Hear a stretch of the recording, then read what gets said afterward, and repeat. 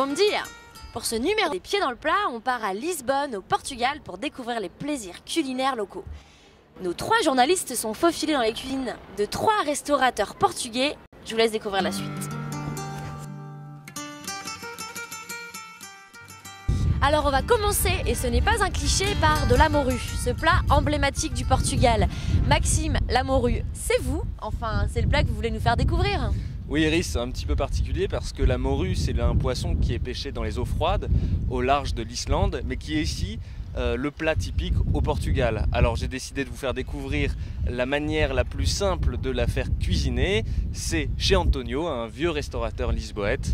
Allez, je vous emmène?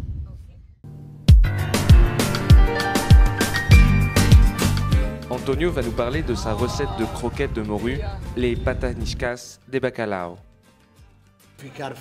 Pour faire de bonnes croquettes de morue, il faut qu'elles soient fines et allongées. On commence avec de la farine, des oignons, du persil, du poivre et de la muscade, ainsi que du sel, puis la fameuse morue. Ne pas oublier les œufs et un peu d'eau avant de bien malaxer la pâte. Ensuite, il faut faire plonger ces croquettes dans l'huile. Au Portugal, la friture est une institution. Ça donne envie. Il ne reste plus qu'à déguster. Alors, Maxime, c'est bon? Eh bien, vous voyez, on mange très bien au Portugal et surtout, on boit très bien. Et Iris, si vous m'entendez, c'est à vous.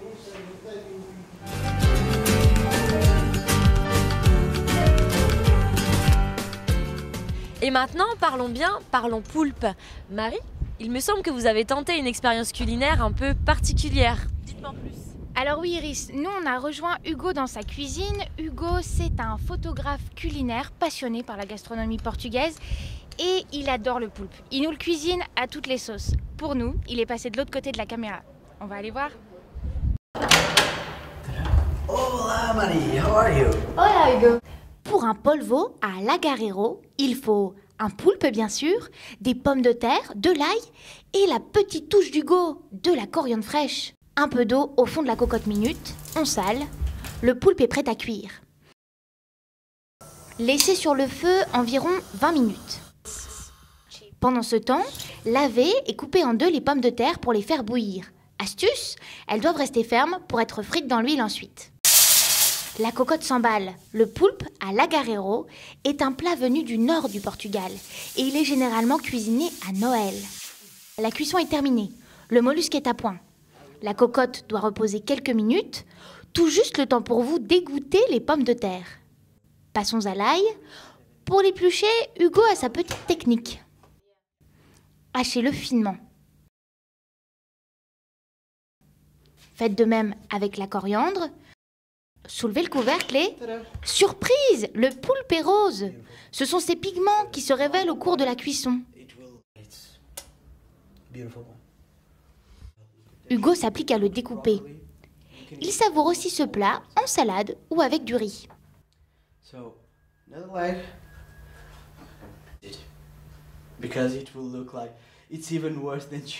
Pour notre cuisinier, le meilleur est dans les tentacules. On va commencer avec cette fantastique huile d'olive. Faites rissoler le poulpe et les pommes de terre pendant quelques minutes. Au cours de la friture, ajoutez l'ail. C'est bon, dressez l'assiette. En premier le poulpe, puis les pommes de terre et enfin la coriandre. Octopus. Dans cette assiette, on a à la fois la mer, la terre et la coriandre fraîche qui contrastent. Nous partons pour le grand saut. Verdict? Coloré, c'est très tendre. Incroyable.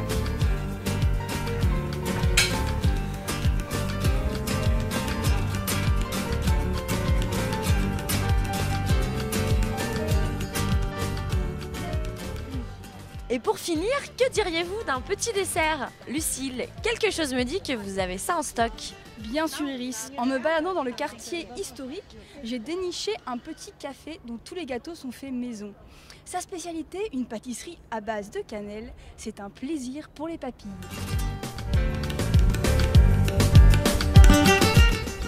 On a rendez-vous ici au Café 28 pour déguster un gâteau traditionnel portugais, le saricaya. Tu me suis? Hi, Salam! La saricaya est un gâteau traditionnel du Portugal. Pour le faire, vous avez besoin d'œufs, de sucre, de lait. Mais l'ingrédient vedette, c'est la cannelle, un bâton dans le lait. Ajoutez de la farine, attention au grumeaux et remuez énergiquement. Vous êtes bien parti pour réussir ce gâteau qui aurait été inventé par des nonnes. Battre les œufs et le sucre, mélanger au fouet, verser la préparation dans un plat de terre cuite et saupoudrer très généreusement de cannelle. Alors Solange, compliqué cette recette? C'est très simple à cuisiner. Vous n'avez vraiment pas besoin de grand-chose. Il n'y a plus qu'à attendre que le tout soit cuit. On découpe et on peut se mettre à table. Après 1 heure d'attente, voici le moment tant attendu, la dégustation. Comme tu peux voir, il y a un peu de confiture de citrouille. C'est la touche finale apportée par Solange.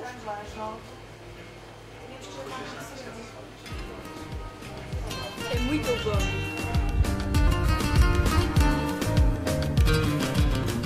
Et c'est sur cette petite note sucrée que se termine notre émission. Merci à nos 3 journalistes. Et quant à nous, on se retrouve très bientôt pour un prochain numéro.